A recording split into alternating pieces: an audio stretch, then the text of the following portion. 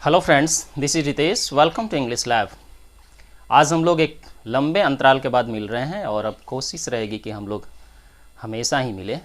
कुछ एक का कमेंट आया था कि टेंस को शुरू किया जाए, तो मैं आप लोग को बता दूं कि कुछ जो चीज़ें हैं जो टेंस से पहले हम लोगों को सीख लेना पड़ेगा, सीख लेना ज़रूरी होगा, सीख लेना आवश्यक होगा, चूँकि टेंस को समझने में ये सहायता प्रदान करेंगी। खैर, उन चीज़ों को हम लोग बारी बारी से डिस्कस करेंगे। आज हम लोग शुरू करते हैं, आज हम लोग डिस्कस करते हैं ग्रामर का एक नया topic, forms of verb. Forms of verb को हिंदी में क्रिया का रूप कहते हैं और आज हम लोग डिस्कस करेंगे क्रिया के रूपों को, यानी फॉर्म्स ऑफ वर्ब। वैसे अगर फॉर्म्स ऑफ वर्ब की बात करें तो फॉर्म्स ऑफ वर्ब 5 होते हैं। ये आप लोग पहले से भी जानते होंगे। खैर, जो जानते हैं ठीक है, लेकिन हम लोग इसी चीज़ को डिस्कस करेंगे। कुछ इसमें और सीखिए, कुछ और जानिए, सीखने और जानने का प्रयास कीजिए। फॉर्म्स ऑफ वर्ब की बात करें तो फॉर्म्स ऑफ वर्ब 5 होते हैं। वर्ब 1, वर्ब 2, वर्ब 3, वर्ब 4 और वर्ब 5।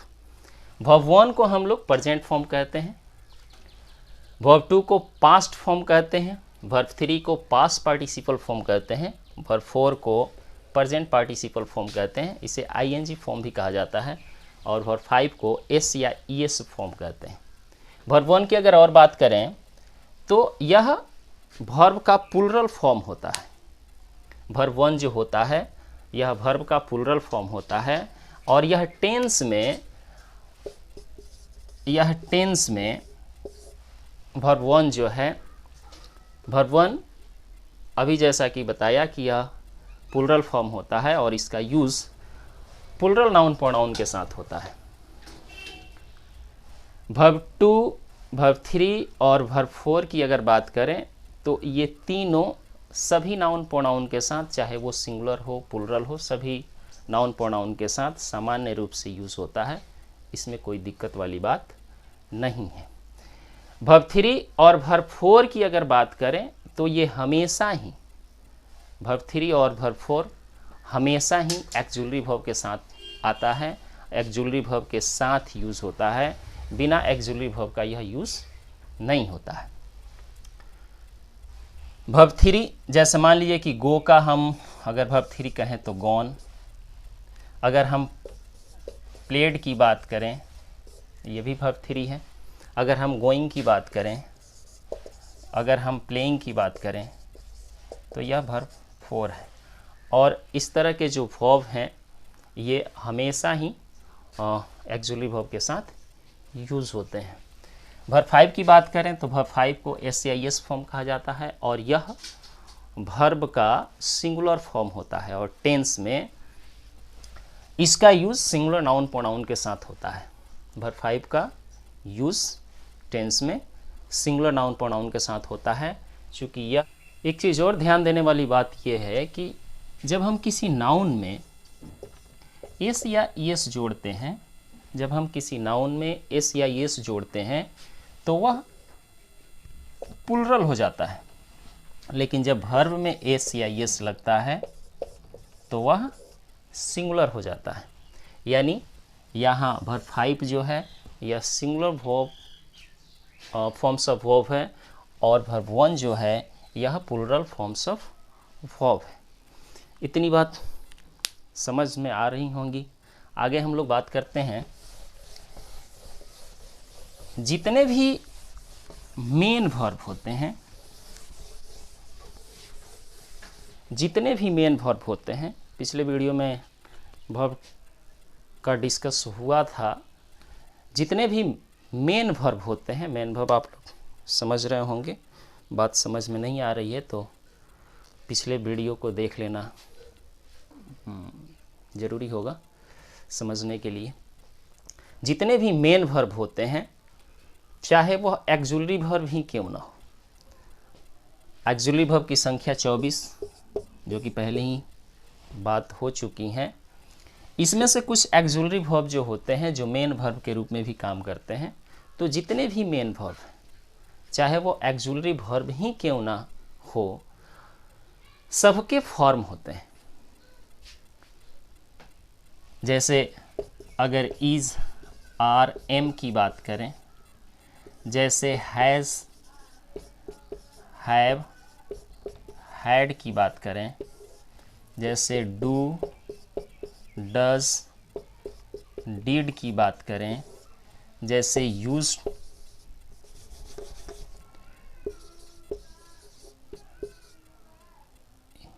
यूज्ड टू की बात करें, या डेयर की बात करें, या नीड की बात करें, या विल की बात करें, यह जो एक्सिलरी वर्ब है यह मेन वर्ब के रूप में भी कार्य करता है, और जब यह मेन वर्ब के रूप में कार्य करता है तो इसका भी फॉर्म होगा और होता भी है। यानी यह जान लेना जरूरी है कि जितने भी मेन वर्ब हैं वो सबके फॉर्म होते हैं, चाहे वो एक्सिलरी वर्ब ही क्यों ना हो। यहाँ पर कुछ एक्सिलरी वर्ब्स हैं, इसके फॉर्म को देख लेते हैं। Is, are, am. Is, are, am में एम और आर जो है वर्ब का फर्स्ट फॉर्म है, वाज और वर जो है वर्ब का सेकंड फॉर्म है, बीन वर्ब का थर्ड फॉर्म है, बीइंग वर्ब का फोर्थ फॉर्म है, और इज वर्ब का फिफ्थ फॉर्म है। हैज़, हैव, हैड की अगर बात करें तो हैव वर्ब का फर्स्ट फॉर्म है, हैड, हैड ये सेकंड और थर्ड फॉर्म है, हैविंग वर्ब का फोर्थ फॉर्म है, और हैज़ वर्ब का फिफ्थ फॉर्म है। डू, डज और डिड की अगर बात करें तो डू वर्ब का फर्स्ट फॉर्म है, डिड वर्ब का सेकंड फॉर्म है, डन वर्ब का थर्ड फॉर्म है, डूइंग वर्ब का फोर्थ फॉर्म है, और डज वर्ब का फिफ्थ फॉर्म है। ये तो रहते कुछ एक्सिलरी वर्ब। अब हम लोग कुछ मॉडल वर्ब की बात कर लें। डेयर, डेयर वर्ब का फर्स्ट फॉर्म है, वर्ब सेकंड और वर्ब थर्ड की अगर बात करें तो ये हो जाएगा डेयर्ड, वर्ब 2 भी है और वर्ब 3 भी है। वर्ब 4 की अगर बात करें तो ये हो जाएगा डेयरिंग, और वर्ब 5 की अगर बात करें तो ये हो जाएगा डेयर्स। नीड की अगर बात करें तो नीड जो है ये वर्ब का फर्स्ट फॉर्म है, सेकंड और थर्ड की अगर बात करें तो ये नीडेड हो जाएगा, फोर्थ की अगर बात करें तो ये हो जाएगा नीडिंग, और फिफ्थ की अगर बात करें तो ये हो जाएगा नीड्स। यूज़ की अगर बात करें तो यूज़ वर्ब का फर्स्ट फॉर्म है, सेकंड और थर्ड की अगर बात करें तो ये हो जाएगा यूज्ड, फोर्थ की अगर बात करें तो ये हो जाएगा यूजिंग, और फिफ्थ की अगर बात करें तो ये हो जाएगा यूजेस। विल, विल एक मॉडल वर्ब है लेकिन यह मेन वर्ब के रूप में भी कार्य करता है। विल की अगर बात करें तो विल्ड वर्ब का सेकंड और थर्ड फॉर्म हो जाएगा, विलिंग वर्ब का फोर्थ फॉर्म हो जाएगा, और विल्स वर्ब का फिफ्थ फॉर्म हो जाएगा। तो ये कुछ एक्सिलरीज और मॉडल रहे, और इनका यूज़ मेन वर्ब के रूप में भी होता है, इसलिए ये मेन वर्ब के रूप में इनका यूज़ होता है, इसलिए इनका भी फॉर्म होता है। एक्सिलरी वर्ब जो मेन वर्ब के रूप में कार्य करते हैं उनका भी फॉर्म होता है। यानी जितने भी वर्ब जो मेन वर्ब के रूप में कार्य करते हैं सबके फॉर्म होते हैं। इतनी बात। अब आगे कुछ चीज़ों को देखते हैं। वैसे मेन वर्ब जिसमें मॉर्फिम डी या ईडी लगाकर पास्ट या पास्ट पार्टिसिपल फॉर्म बनाया जाता है, वैसे वर्ब रेगुलर वर्ब कहलाते हैं। यानी कि वैसे मेन वर्ब मेन वर्ब समझ रहे हैं, या बेस वर्ब भी हो जाएगा, या बेस फॉर्म भी हो जाएगा।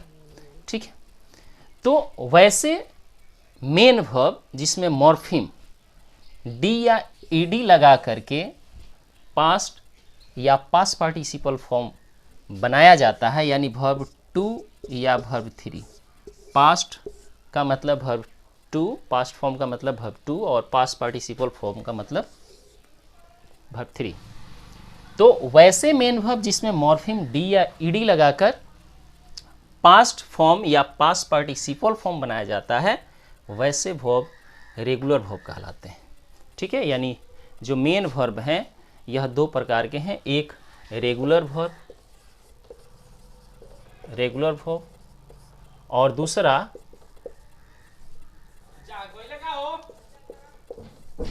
Irregular verb. वैसे मेन वर्ब जिसमें मॉर्फिम डी या ईडी लगाकर पास्ट या पास्ट पार्टिसिपल फॉर्म बनाया जाता है, वैसे वर्ब रेगुलर वर्ब कहलाते हैं।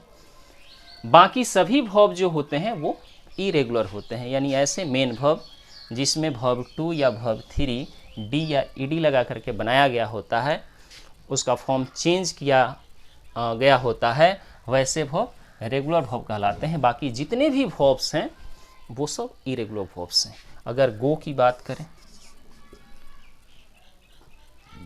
तो गो का वेंट हो जाता है और गॉन हो जाता है। कहीं भी डी या ईडी की चर्चा नहीं है तो इसे हम इरेगुलर वर्ब कहेंगे। लेकिन अगर हम प्ले की बात करें तो इसका वर्ब 2 जो होगा प्लेड होगा और वर्ब 3 भी जो होगा वो भी प्लेड ही होगा, यानी कि इसमें ईडी की चर्चा है। अगर हम क्लोज की बात करें तो इसका वर्ब 2 और वर्ब 3 क्लोज्ड होगा, यानी इसमें भी ईडी की चर्चा है या डी की चर्चा है। तो ऐसे वर्ब जो होंगे वो रेगुलर वर्ब होंगे, बाकी जो जितने वर्ब होंगे वो सब इरेगुलर होंगे। इनकी अगर संख्या की बात करें तो रेगुलर वर्ब की संख्या ज़्यादा है। अधिकतर जो वर्ब है वह रेगुलर वर्ब है, यानी उसमें डी या ईडी आता है। बाकी बहुत कम ऐसे वर्ब जो हैं वो इरेगुलर है। मॉर्फिम की अगर बात करें तो मॉर्फिम लेटर्स का एक ऐसा संगठन है जिसका कुछ खास अर्थ नहीं है, लेकिन जब ये किसी वर्ड के आगे या पीछे लग जाता है तो उसका अर्थ भी बदल देता है या उसका फॉर्म बदल देता है, यानी अर्थ और फॉर्म दोनों बदल देता है। यानी दोनों एक साथ नहीं है ना, कुछ वर्ड्स जो होते हैं उसके फॉर्म्स को बदल देता है, कुछ जो वर्ड्स होते हैं उसके अर्थ को बदल देता है। यानी मॉर्फिम लेटर्स का एक ऐसा संगठन है जो किसी वर्ड के आगे या पीछे लगकर उसके अर्थ या उसके फॉर्म को बदल देता है। अब आइए हम लोग कुछ रेगुलर वर्ब्स को देखते हैं। रेगुलर वर्ब्स, कुछ रेगुलर वर्ब्स को देखते हैं।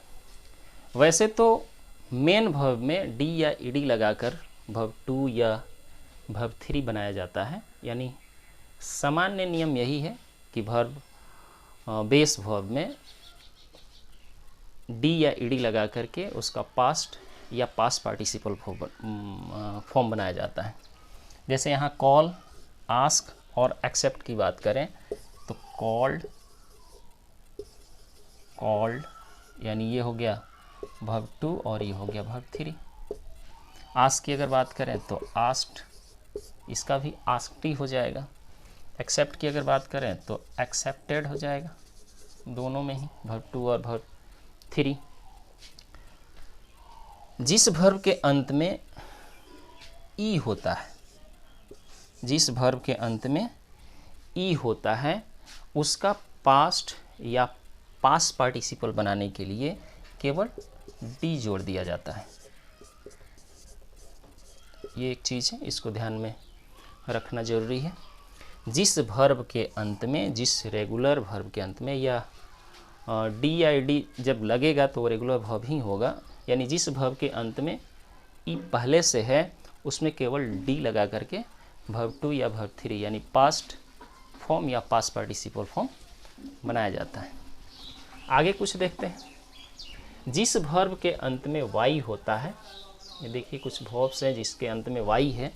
जिस वर्ब के अंत में वाई होता है तो उसका पास्ट फॉर्म या पास्ट पार्टिसिपल फॉर्म बनाने के लिए वाई को आई में बदल देते हैं। जैसे ट्राई है तो ट्राइड, वाई को आई में बदलकर ईडी जोड़कर पास्ट फॉर्म या पास्ट पार्टिसिपल फॉर्म बनाया जाता है। क्राइड की अगर बात करें, क्राई की अगर बात करें तो इस वर्ब के अंतिम कॉन्सोनेंट यानी वाई को आई में बदलकर ईडी जोड़कर पास्ट फॉर्म या पास्ट पार्टिसिपल फॉर्म बनाया जा सकता है। कैरिड की अगर बात करें तो कैरी की अगर बात करें तो कैरिड हो जाएगा। ड्राई की अगर बात करें तो ड्राइड हो जाएगा, ये वर्ब 2 और वर्ब 3 हो जाएगा। आगे अगर हम लोग कुछ वर्ब की बात करें जिस वर्ब के अंत में वाई होता है और वाई से पहले कोई वॉवेल होता है, यहाँ देखिए वॉवेल लगे हुए हैं। जिस वर्ब के अंत में वाई होता है और वाई से पहले कोई वॉवेल होता है तो उसमें ईडी लगा करके उसका पास्ट फॉर्म या पास्ट पार्टिसिपल फॉर्म बनाया जाता है। जैसे प्लेड हो जाएगा, दोनों ही होगा, पास्ट फॉर्म या पास्ट पार्टिसिपल फॉर्म दोनों ही प्लेड होगा। इंजॉय की अगर बात करें तो इंजॉयड हो जाएगा। इसके आगे कुछ और वर्ब्स की बात करें तो स्टॉप है और ड्रॉप है, ये दो वर्ब हैं, इसको देख लेते हैं। जिस वर्ब के अंत में कॉन्सनेंट हो, जिस वर्ब के अंत में कॉन्सनेंट हो, एक कॉन्सनेंट हो और उससे पहले कोई सिंगल वॉवेल हो, जिस वर्ब के अंत में कोई कॉन्सनेंट हो और उससे पहले कोई सिंगल वॉवेल हो तो उसको पास्ट या पास्ट पार्टिसिपल फॉर्म बनाने के लिए अंतिम वाले कॉन्सनेंट को डबल कर देते हैं। जैसे स्टॉप है तो ये हो जाएगा स्टॉप्ड, ड्रॉप है तो ये हो जाएगा ड्रॉप्ड। जिस वर्ब के अंत में कोई कॉन्सनेंट हो और उससे ठीक पहले कोई सिंगल वॉवेल हो तो अंतिम वाले कॉन्सनेंट को डबल करके ईडी जोड़ करके पास्ट फॉर्म या पास्ट पार्टिसिपल फॉर्म बनाया जाता है। आइए कुछ और वर्ब को देख लेते हैं, कुछ और वर्ब की चर्चा कर लेते हैं। जिस वर्ब के अंत में डी होता है और डी से पहले कोई कॉन्सनेंट होता है, डी होता है और डी से पहले कोई कॉन्सनेंट होता है तो उस डी को टी में बदल करके पास्ट फॉर्म या पास्ट पार्टिसिपल फॉर्म बनाया जाता है। जैसे सेंड है, सेंट सेंट, एस्पेंड है, एस्पेंट एस्पेंट, बेंड है, बेंट बेंट। तो इस तरह से जिस वर्ब के अंत में डी होता है और डी से पहले कोई कॉन्सनेंट होता है तो डी को टी में बदलकर पास्ट फॉर्म या पास्ट पार्टिसिपल फॉर्म बनाया जाता है। आगे कुछ और वर्ब्स को देख लेते हैं। जिस वर्ब के अंत में डी होता है और डी से ठीक पहले डबल वॉवेल्स होते हैं, जैसे यहाँ डी से पहले ई जो है डबल है, ई जो है डबल है, ओ जो है डबल है और यहाँ ई जो है वो डबल है। तो जिस वर्ब के अंत में डी होता है और डी से ठीक पहले कोई डबल वॉवेल्स होते हैं तो उस डबल वॉवेल्स को सिंगल करके पास्ट फॉर्म या पास्ट पार्टिसिपल फॉर्म बनाया जाता है। आगे कुछ और वर्ब्स को देख लेते हैं। जिस वर्ब के अंत में टी होता है और टी से पहले कॉन्स्टेंट या वॉवेल कुछ भी हो, जिस वर्ब के अंत में टी होता है तो वैसे वर्ब्स का पास्ट और पास्ट पार्टिसिपल फॉर्म सेम ही होता है। जैसे कट है तो कट ही हो जाएगा, कॉस्ट है तो कॉस्ट ही हो जाएगा। तो इस तरह से ये ऐसे वर्ब का फॉर्म होते हैं। कुछ ऐसे वर्ब्स होते हैं जिसमें आंतरिक परिवर्तन होता है, जो कह सकते हैं। जैसे अगर गो की बात करें तो गो का वर्ब 2 वेंट और वर्ब 3 गॉन। सी की बात करें तो वर्ब 2 सा और वर्ब 3 सीन। इस तरह से ये जो आप लोगों ने वर्ब देखा अभी जिसकी चर्चा हुई, इनमें आप लोग देखेंगे कि डी या ईडी की कहीं चर्चा नहीं है। तो जिस वर्ब में डी या ईडी की चर्चा नहीं होती हैं वो हमारा इरेगुलर वर्ब कहलाती हैं। इरेगुलर वर्ब पहले भी बताया गया है कि रेगुलर वर्ब वे वर्ब होते हैं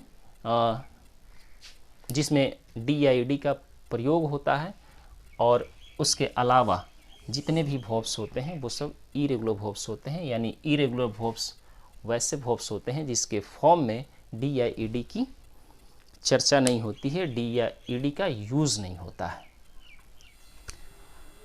आइए अब हम लोग प्रेजेंट पार्टिसिपल की चर्चा कर लेते हैं। प्रेजेंट पार्टिसिपल फॉर्म्स यानी आईएनजी फॉर्म।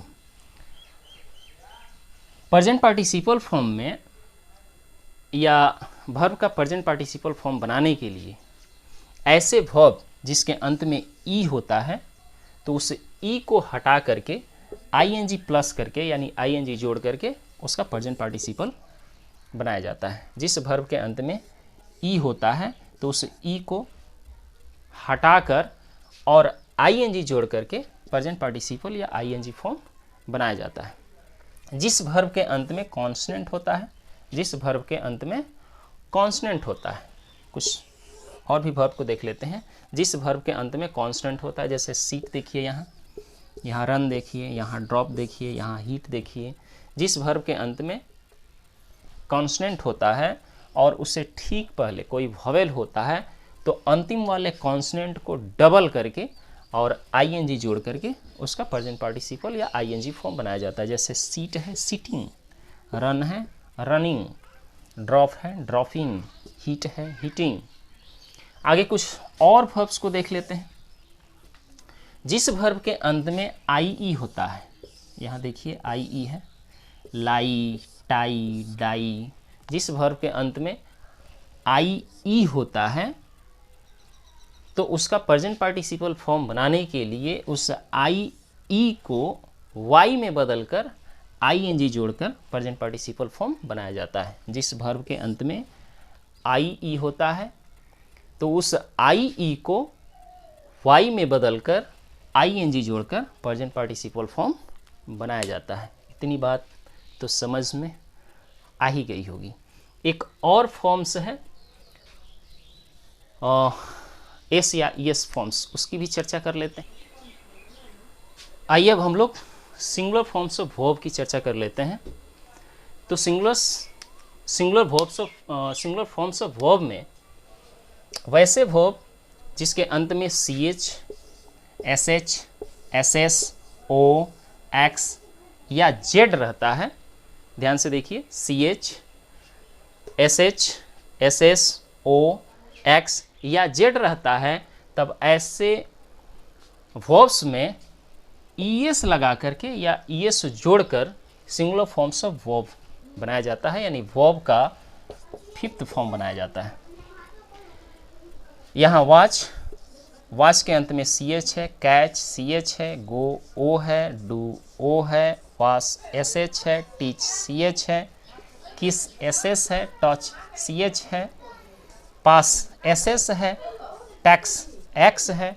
तो ऐसे वर्ब्स में ईएस जोड़ करके या ईएस लगा करके सिंगुलर फॉर्म्स ऑफ वर्ब बनाया जाता है, यानी वर्ब का फिफ्थ फॉर्म बनाया जाता है। जैसे वॉच है, वॉचेज हो जाएगा, कैच है, कैचेज हो जाएगा, गो है, गोज हो जाएगा, डू है, डज हो जाएगा, किस है, किसेज हो जाएगा, पास है, पासेज हो जाएगा, टैक्स है, टैक्सेस हो जाएगा। तो इस तरह से ये कुछ वर्ब्स रहे। आइए कुछ और वर्ब्स को देख लेते हैं। वैसे वर्ब्स जिसके अंत में वाई होता है और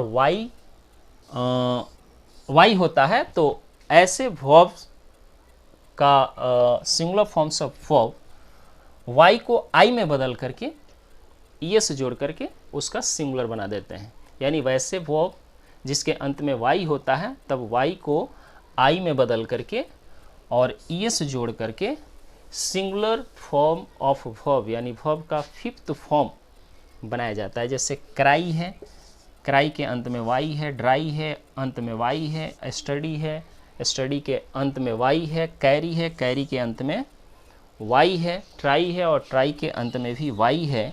तो ऐसे वर्ब्स जिसके अंत में वाई होते हैं, उस वाई को आई में बदल करके ईएस जोड़ करके और उसका सिंगुलर बना देते हैं।